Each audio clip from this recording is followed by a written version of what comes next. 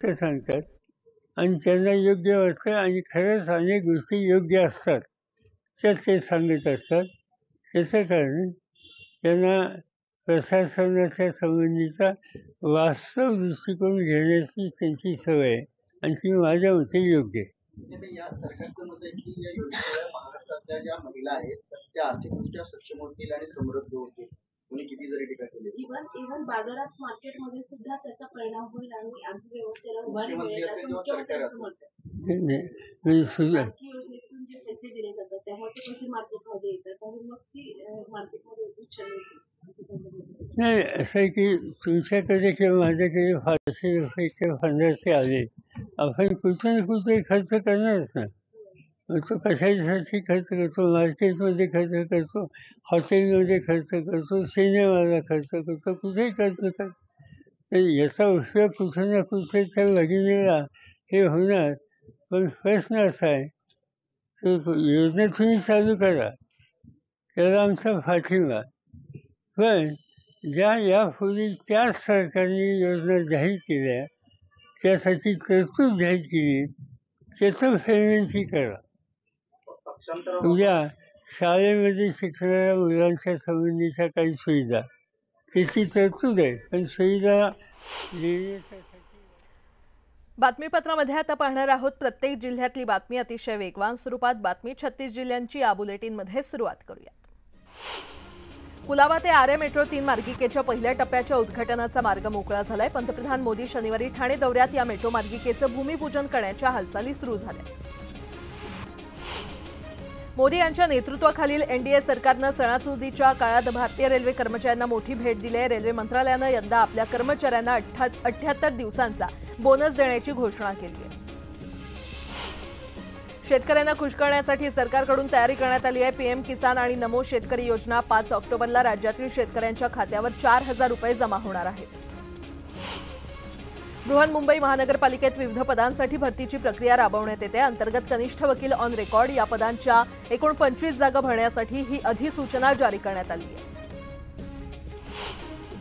गाव पातळीवर ऑनलाईन कामं पार पाडावीत यासाठी केंद्र सरकारच्या योजनेतून ग्रामपंचायतींना सुपरफास्ट इंटरनेट देण्याची योजना अंमलात आणण्यात आलेली आहे. यानुसार 600च्या वर गावांमध्ये आता फास्ट इंटरनेटची सुविधा मिळणार आहे. फेब्रुवारी-मार्च 2025 मध्ये घेतल्या जाणाऱ्या 10वीच्या परीक्षेचे ऑनलाईन अर्ज भरण्याचे वेळापत्रक जाहीर केलेलं आहे. त्यानुसार 7 ऑक्टोबर ते 5 नोव्हेंबर या कालावधीत विद्यार्थ्यांना परीक्षा अर्ज भरता येणार आहे. महाराष्ट्र लोकसेवा आयोगामार्फत 2021 आणि 2022 मध्ये कृषी विभागात निवड झालेल्या 417 उमेदवारांच्या नियुक्तीचा मार्ग मोकळा झालाय. लवकरच या उमेदवारांना नियुक्त्या दिल्या जाणार आहेत. मंत्री संजय राठोड यांच्या कारचा भीषण अपघात झालाय. यवतमाळच्या दिग्रसजवळील कोपरा परिसरात राठोड यांच्या कारनं पिकअपला जोरदार धडक दिली. वेळीच एअरबॅग उघडल्यानं संजय राठोड बचावले. तिरुपती मंदिरातील प्रसादाच्या लाडूमध्ये भेसळ केल्याप्रकरणी सुप्रीम कोर्टात आज सुनावणी होणार आहे. लाडूमध्ये प्राण्यांच्या चरबीच्या कथित वापराप्रकरणी न्यायालयाच्या देखरेखीखाली चौकशी करण्याची मागणी करणाऱ्या याचिकांवर सुनावणी पार पडेल. अक्षय शिंदे याला चकमकीदरम्यान लागलेली गोळी सापडत नसल्याच्या सीआयडीच्या दाव्याबाबत उच्च न्यायालयानं गुरुवारी नाराजी व्यक्त केली. तसंच ही गोळी शोधली का नाही असा सवालही केला.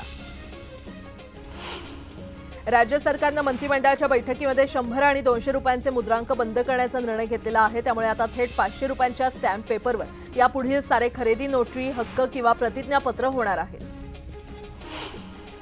ज्येष्ठ नागरिकांना अयोध्या दर्शनासाठी विशेष तीर्थदर्शन एक्सप्रेसला मुख्यमंत्री आणि दोन्ही उपमुख्यमंत्री हिरवा झेंडा दाखवणार आहेत. सीएसएमटी रेल्वे स्थानकावर या यात्रेकरूंना शुभेच्छा देण्यासाठी ते हजर असतील. चेन्नईतील एका खासगी रुग्णालयामध्ये दाखल सुपरस्टार रजनीकांत यांना डिस्चार्ज मिळणार आहे. त्यांच्यावर उपचार करणाऱ्या डॉक्टरांनी ही माहिती दिली आहे. 4 वर्षांपूर्वी जगभरात कोरोनानं थैमान घातलं होतं. आता आणखी एका महामारीसाठी तयार राहा असं सांगणारा एक अहवाल नीती आयोगानं प्रसिद्ध केलाय. महामारीशी लढण्यासाठी एक खास समिती नेमावी असं या अहवालात म्हटलंय.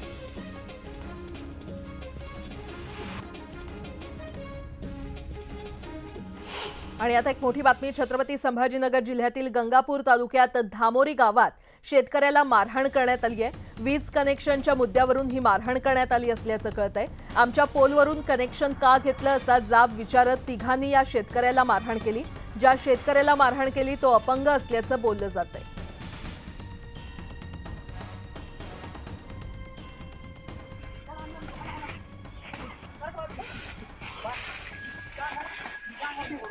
माजी मुख्यमंत्री उद्धव ठाकरेंनी गोंधळ गीताचं अनावरण करून विधानसभा निवडणुकीचं रणशिंग फुंकलं। यावेळी त्यांनी न्यायालयात न्याय मिळाला नाही म्हणून जनतेच्या न्यायालयात जात असल्याचं वक्तव्य केलं। त्यावरून सत्ताधारी आणि विरोधकांमध्ये आरोप प्रत्यारोप सुरू झाले। मशाल हाती दे सत्वर भूवरीये अशी साथ जगदंबेला घालून शिवसेना उद्धव बाळासाहेब ठाकरे पक्षाने लढाईला सुरुवात केली आहे। विधानसभा निवडणूक महिन्यावर आलेली असल्यामुळे महाविकास आघाडीत जागा वाटपाच्या चर्चेला वेग आलाय। दुसरीकडे उद्धव ठाकरेंनी प्रचाराचा श्रीगणेशा केला। आपल्या राज्यात जे अराजक माजलेलं आहे त्याचा नायनाट करण्यासाठी एक अराजकीय गाणं जगदंबेसाठी आपण तयार केलेलं आहे। शिवसेना आमदार अपात्रतेप्रकरणी सुप्रीम कोर्टात तारीख पे तारीख पडतीये, त्यामुळे उद्धव ठाकरेंनी नवा राजकीय पवित्रा घेतलाय। न्यायदेवतेवरती विश्वास आहे पण अजूनही न्याय मिळत नाहीये। मग आम्ही असं ठरवलं की शेवटी जगदंबेला तसं साकडं घातलं पाहिजे। उद्धव ठाकरेंनी घटस्थापनेच्या मुहूर्तावर जगदंबेला साकडं घालत जनतेच्या न्यायालयात जाण्याचा निर्णय घेतलाय। आता जगदंबा आणि जनता जनार्दन उद्धव ठाकरेंना मतांचा आशीर्वाद देईल का हे निकालानंतर स्पष्ट होईल। नवरात्र उत्सवानिमित्त काढण्यात येणाऱ्या सांगलीतील श्री शिवप्रतिष्ठानच्या दुर्गामाता दौडीस आजपासून मोठ्या उत्साहात सुरुवात झाली। यावेळी संभाजी भिडे यांनी केलेल्या वक्तव्यांनी सर्वांच्याच भुवया उंचावल्या। आपल्या विधानांनी नेहमी वाद ओढावून घेणाऱ्या संभाजी भिडेंनी पुन्हा वादग्रस्त विधान केलंय। नवरात्राचा दांडियाचा प्रकार हिंदू समाजाला जास्तीत जास्त कोणाकडे घेऊन चाललाय नाही चालणार। नवरात्राचा फट्ट्याबोळ उजळणार नाही। उत्सवाच्या बदलत्या रूपावर त्यांनी बोट ठेवलंय।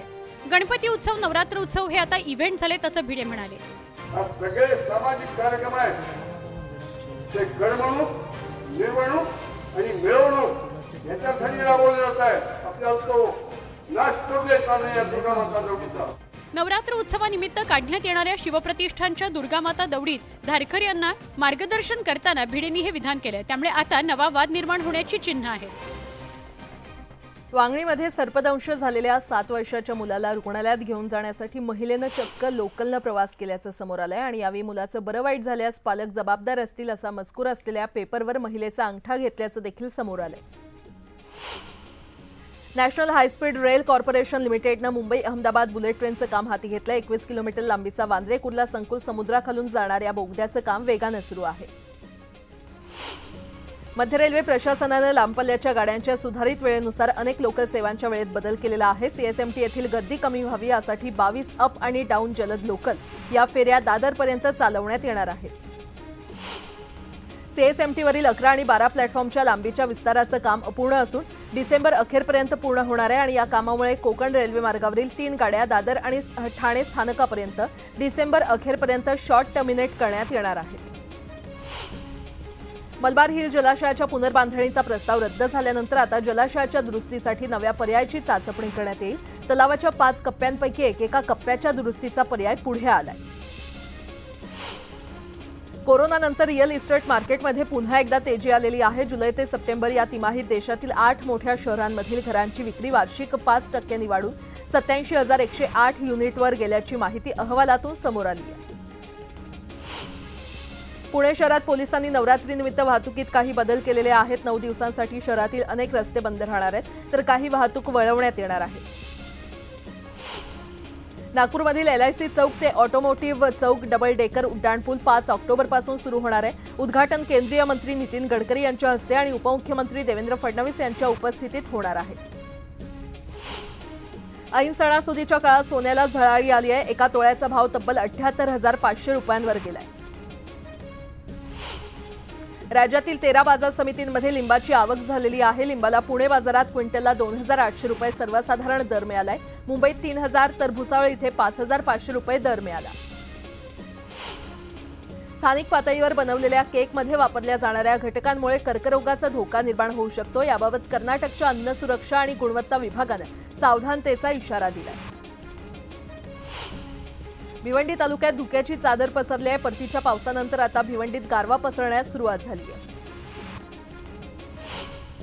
नवरात्रीमध्ये पुन्हा पावसाची हजेरी लागणार असून येत्या 6 ऑक्टोबरपासून विजांच्या कडकडाटासह पाऊस येईल असा अंदाज देण्यात आलाय। यंदाचा हिवाळा देखील चांगलाच हुडहुडी भरवणारा असेल असा देखील अंदाज हवामान खात्यानं वर्तवलाय। यंदा मान्सून पुणे जिल्ह्यात भरभरून बरसला असून जून ते सप्टेंबर या 4 महिन्यांच्या काळात जिल्ह्यात 122% अर्थात 1052 मिलीमीटर पावसाची नोंद करण्यात आली आहे। गेल्या वर्षी केवळ 76% पावसाची नोंद झाली।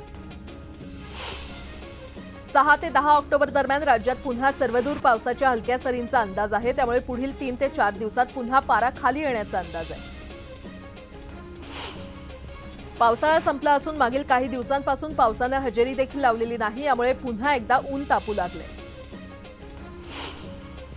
पालघरच्या घोलवड परिसरात मध्यरात्रीपासून एक संशयित बोट आढळून आली आहे। घोलवड जवळील चिखले वडकतीपाडा येथील समुद्रात संशयित बोट आढळल्याने एकच खळबळ उडाली होती। दापोलीमधील आसूद गावातील शिर्केवाडीकडे जाणारा रस्ता अज्ञात इसमानं खोदल्यानं संताप व्यक्त केला जातोय। त्यामुळे ग्रामस्थांना विविध समस्यांना सामोरं जावं लागणार आहे। पुणे रेल्वे स्टेशन समोरील दुकानाला आग लागली होती। सुदैवानं वेळीच या आगीवर नियंत्रण मिळवण्यात यश आलं। यात कुणीही जखमी झालेलं नाही।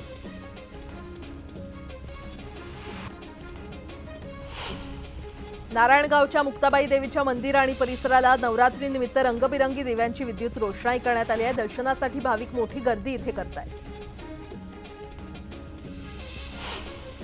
जळगाव शहरात ठिकठिकाणी सार्वजनिक नवरात्रोत्सव मंडळाच्या माध्यमातून देवींच्या मूर्तींची स्थापना करण्यात आली। घटस्थापनेच्या पार्श्वभूमीवर मिरवणूक काढत जल्लोष करण्यात आला। बारामती विधानसभा निवडणूक न लढवण्याचे संकेत पुन्हा एकदा उपमुख्यमंत्री अजित पवार यांनी दिलेत। मी उमेदवार देईन त्यालाच निवडून आणा असं सूचक वक्तव्य अजित पवारांनी केलंय। आज पुन्हा राज्य मंत्रिमंडळाची बैठक होणार आहे। या आठवड्यातील ही सलग दुसरी मॅरेथॉन बैठक आहे। त्यामुळे आजच्या बैठकीत काय निर्णय होतात हे पाहणं महत्त्वाचं असेल। मुख्यमंत्री एकनाथ शिंदे आणि उपमुख्यमंत्री अजित पवार आज लोणावळ्यातील कार्ला गडावर एकविरा आईचं दर्शन घेणार आहेत। यावेळी ते गडावरील विविध 39 कोटींच्या विकास कामांचा शुभारंभ करणार आहेत। हर्षवर्धन पाटील यांनी शरद पवारांच्या राष्ट्रवादीमध्ये प्रवेश करून तुतारी हाती घेण्याचा निर्णय घेतला। आज ते इंदापुरात कार्यकर्त्यांसोबत बैठक घेणार असून राजकीय वाटचालीबाबत कार्यकर्त्यांसोबत चर्चा करणार आहेत।